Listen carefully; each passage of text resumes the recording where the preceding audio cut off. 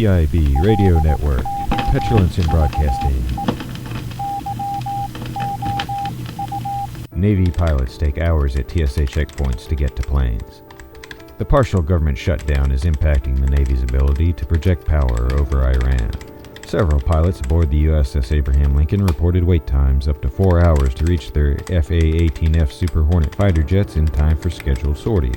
Delayed missions stacked up along with unused bombs on the flight deck. CENTCOM warned pilots to get in line 6 to 7 hours ahead of time to ensure they would arrive at their cockpit in time for their assigned sortie. "I don't mind," said one top IRGC official who declined to be named, from inside a children's theme park built inside an elementary school and packed with ICU patients and old people for added protection. "It gives me 6 or 7 extra hours with my family, minus the girls I honor killed for showing too much space around their eyes under their burqas. My wife had time to make a nice roast, but let's be real, it probably would have been better if they had finished me off before she made me eat it." ICE agents recently deployed to the Abraham Lincoln to hold places in line so pilots could use the head, but only number one. They also helped sweep the flight deck, perform cavity searches, shadow puppet shows, root canals, and table reads of old scripts from Howdy Doody. They also did nude modeling for sculpting classes and blindfolded whittling. TSA lines to get to the launch catapults immediately flowed faster. George Soros-backed DA in Philadelphia, Lawrence Krasden, went public to warn that if ICE agents started any rough stuff like Minneapolis with our nation's sailors, he'd be there in a hot minute to put them in handcuffs and stand them up before the man. I'll get to my commentary in just a moment, but before I do, I'm really excited to tell you about today's sponsor. But before I do that, I'd like to tell you about the sponsor of today's ad read. A middle-aged man gave his best years working hard jobs to support his family. He never complained, and his kids never missed a meal. His wife toiled at work and again at home to raise them right and put them through college. Together, they scraped and clawed their savings into something resembling a very small fortune. Not much, but it could buy them just a little bit of happiness. With it, they opened up a little shop that paled in comparison to the big boys, but something they were still very proud of, a place where people could find what they needed and still have enough left over to treat the kids on the way home. Worried, he muttered, "We don't yet have a name." The wife placed her cracked, overworked hand on his shoulder and asked, "What do you want me to do about it?" He simply looked back from the corner of his eye with a sly grin and proclaimed, "Lick my balls." That one little shop turned into the largest retail chain in the upper Midwest, southeastern lower middle third corner of south central upper Kansas, with locations everywhere except where they aren't. A feeling of pride and service handed down through generations. A pride in knowing every new family member learns to lick my balls with deep satisfaction and a smile on their face. Lick my balls can't beat every price, but they promise you won't get better quality for your buck no matter what. All your favorite brands, all your expectations, and the best customer service except for Bobby's retail regalia down the street. But he's an a-hole anyway, so who cares? Now back to your regular ad read, already in progress. Personal hygiene is a big concern to all of us, or at least most of us. Bobby in accounting could use a better deodorant, or any deodorant at all for that matter. And I can't believe It's Not Butter does not double as a 2-in-1 shampoo and conditioner.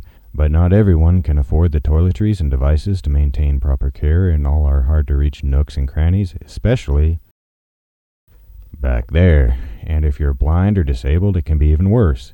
But there's a service out there that wants to help them afford the clean, healthy lives they deserve.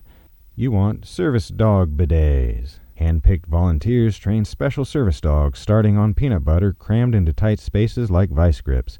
Then they graduate to couch cushions and eventually mannequins and various adult toys.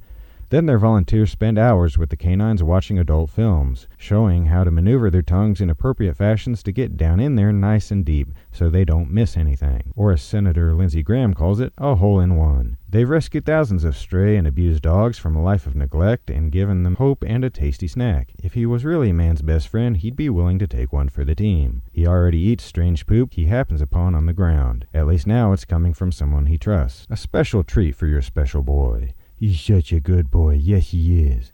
Don't be an a-hole, help someone clean one. Service dog bidets. Studies have shown that golden retrievers excel at people with a more fiber-rich diet.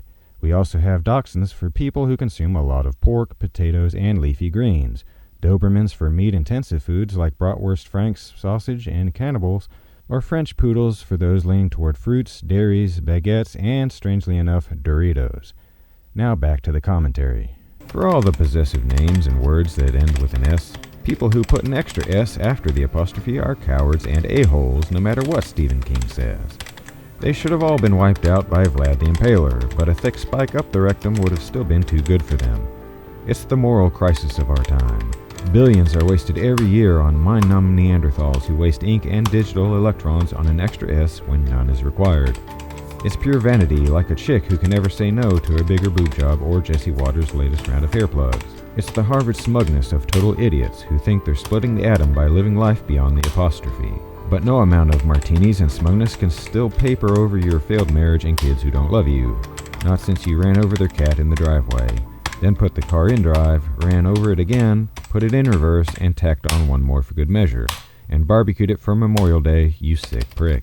Have you ever made any progress in your role as Secretary of State in resolving the long-running feud between Daryl Hall and John Oates? Well, there's messages and some direct talks going on. Will Tiger Woods ever be allowed to drive a car again? That will never be allowed to happen. It's too great a risk. Tiger Woods said he wants to pop some wheelies on his motorcycle down Pennsylvania Avenue. That's just not going to happen. Can you imagine a world where Bill Belichick is hitting that? No one in the world is going to accept that or should accept that. What if they just make out and do some heavy petting above the clothes? It won't be acceptable to the world. No one in the world can accept it. Number one, it sets an incredible precedent. When you first took over, you walked in on Merrick Garland naked in the shower. What was that like, seeing his wrinkly balls? I can't even describe it, but it's completely dysfunctional. Joe Biden pardoned him, so there's nothing you can do about it. I have to have the ability to complain about that. All the Democrats were just lying around getting super drunk during the government shutdown. They were having blackouts last year. Adam Schiff refuses to have surgery to reopen his rectum. It's locked up airtight. What can Trump do about it? One way or the other, it's going to be open. But we have very clear objectives that we're trying to achieve here. Treasury Secretary Scott Bessent recently announced a plan to close the budget deficit by buying $10 billion in Powerball tickets with the multipliers.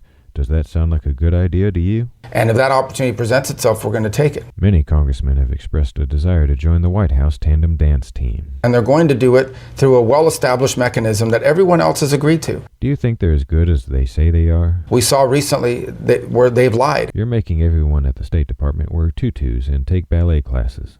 How's that going? I think it's moving along very well. Is it making some of the men a little gayer? We're seeing that begin to happen.